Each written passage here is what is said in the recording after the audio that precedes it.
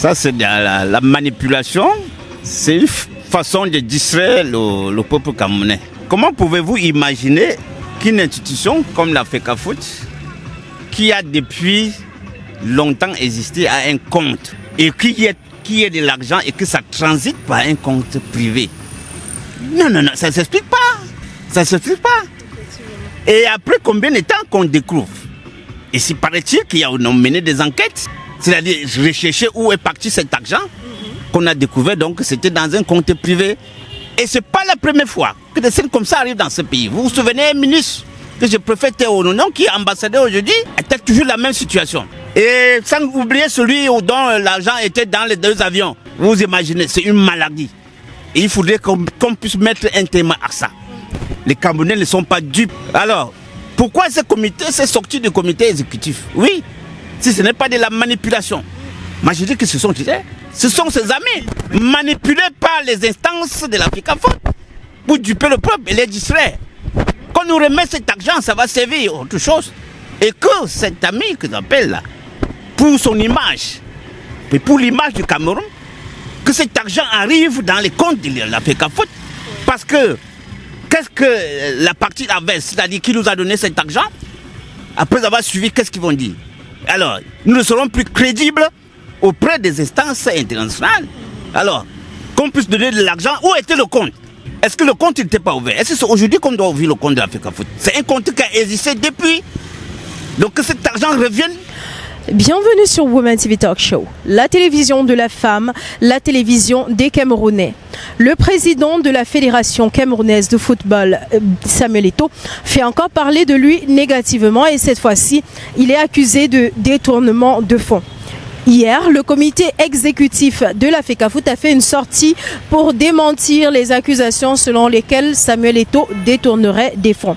Selon ce communiqué, il aurait été mandaté pour percevoir ces fonds-là dans ses comptes personnels. Pour quelles raisons? On ne sait pas. Mais dans tous les cas, on va essayer de savoir quelle lecture les Camerounais des rues de Douala font de cette actualité et surtout s'ils sont rassurés, s'ils sont finalement convaincus de cela que le président de la FECAFOOT ou encore le chef des Églisiens n'est tout simplement pas cette personne qui détourne les fonds de la FECAFOOT décrite jusqu'ici. Évidemment, ce sera donc à vous la parole. Je dis c'est une actualité qui ne laisse personne indifférent et je crois que c'est de la pure manipulation. Et je m'en voudrais de ne pas dire que nul ne peut se prévaloir de ses propres turpitudes. Dès lors que vous prenez une institution et vous en faites votre chose personnelle, il n'y a pas de raison que ce genre de situation ne vous arrive pas. Et ce que le commerce est en train de faire, c'est de la théâtralisation.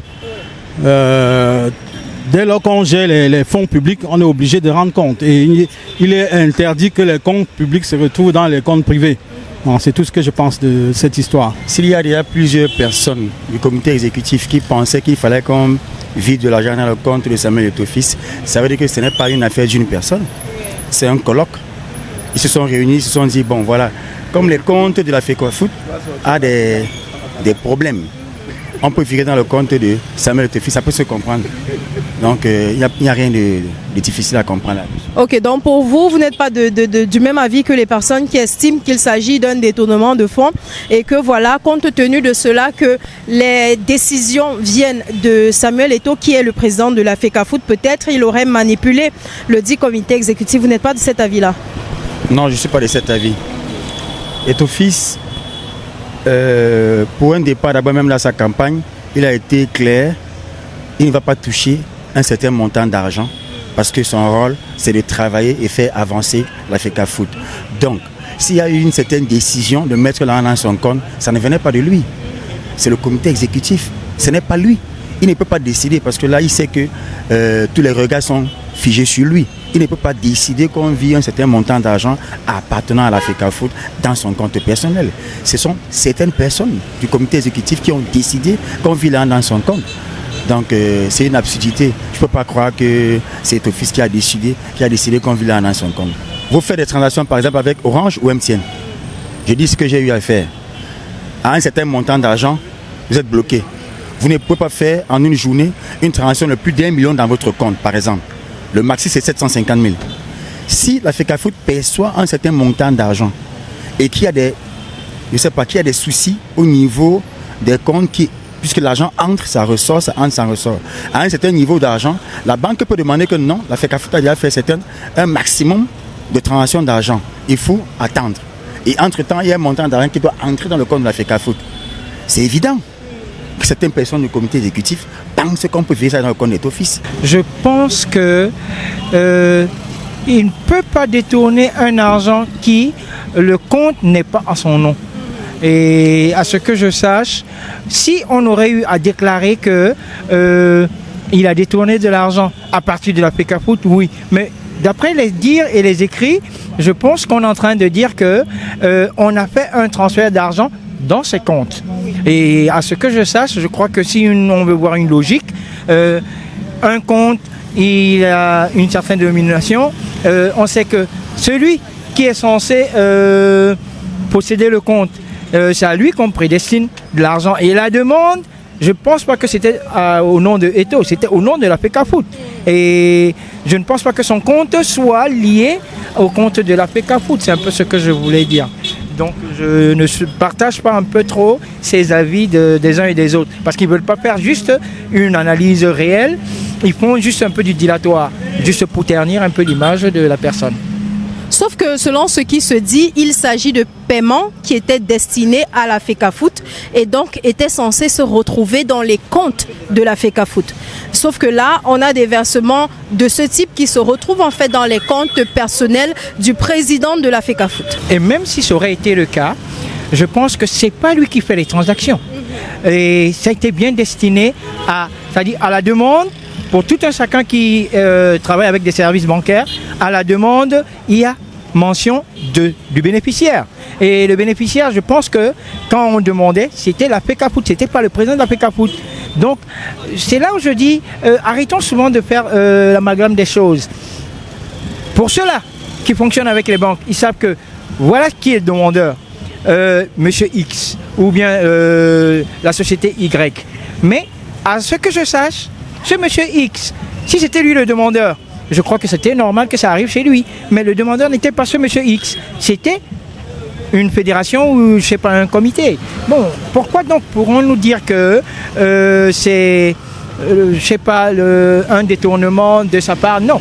Commençons par creuser dès le début. Que l'accord donné par le COMEX à Samuel Eto'o de recevoir l'argent sur son propre compte, bon, n'est pas tout à fait légal puisque la FECAFOOT, en ce temps, le compte de la FECAFOOT n'était pas bloqué. Donc, c'est injustifiable et juste, on peut dire, c'est tout simplement un moyen de contournement de toute action qui pourrait être menée contre lui. Donc, en quelque sorte, on pourrait dire qu'il a acheté la conscience, disons, des membres du COMEX et puis qu'on puisse juste étouffer cette affaire. Donc, mon point de vue, c'est pas, juste, on peut dire tout simplement, c'est pas normal. Donc, qu'on laisse, disons, les institutions, disons, agréer suivre le cours des choses. S'il y a détournement, bon, il est quand même assez mature pour répondre à toutes ces accusations, disons, dressées contre lui. Beaucoup de gens ne savent pas de quoi il s'agit. On ne peut pas accuser quelqu'un de détournement sans savoir qu'est-ce que c'est le détournement. Le détournement est le fait de changer la direction, n'est-ce pas, des fonds initiaux pour une destination autre que celle initiale.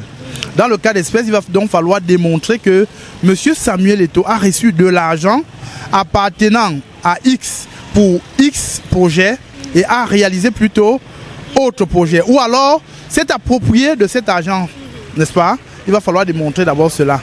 Donc je pense pour ma part que c'est une querelle qui ne valait pas la peine dans la mesure où les fonds reçus par lui soient arrivés à bon port et servent à la cause initiale.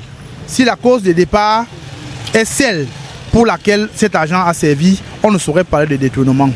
Maintenant, la querelle peut persister sur le fait que peut-être il a reçu ça dans son compte personnel. À partir du moment où l'expéditeur de ces fonds dit lui avoir donné mandat, ou bien le destinataire de ces fonds dit lui avoir donné mandat de recevoir ça dans son compte, je ne pense pas qu'il y ait problème. Quelqu'un qui est responsable ne peut pas en réalité dire que l'autre a été manipulé alors même qu'il n'a aucune preuve. Lorsque vous êtes responsable, vous répondez de vos actes. À partir du moment où vous prenez vos décisions en âme et conscience, il n'est pas possible que des allégations de cette nature puissent avoir droit de cité. D'un côté, il y en a qui crient à la manipulation, tandis que de l'autre, il y en a qui rappellent que Samuel Eto'o, au moment de sa candidature pour accéder à la présidence de la FECAFOOT, avait déclaré vouloir faire grandir la FECAFOOT et ne saurait se détourner de cet objectif simplement parce que c'est un homme de parole. Et vous, qu'est-ce que vous en pensez ? En attendant, nous vous invitons à liker, partager, vous abonner, activer la cloche de notification. Et par-dessus tout, si vous êtes en visite à Douala, n'hésitez pas à faire un tour du côté des résidences Boss Life. Vous aurez l'occasion, une fois là-bas, d'avoir un accueil chaleureux, de résider dans un cadre magnifique et surtout débourser très peu d'argent. À très bientôt.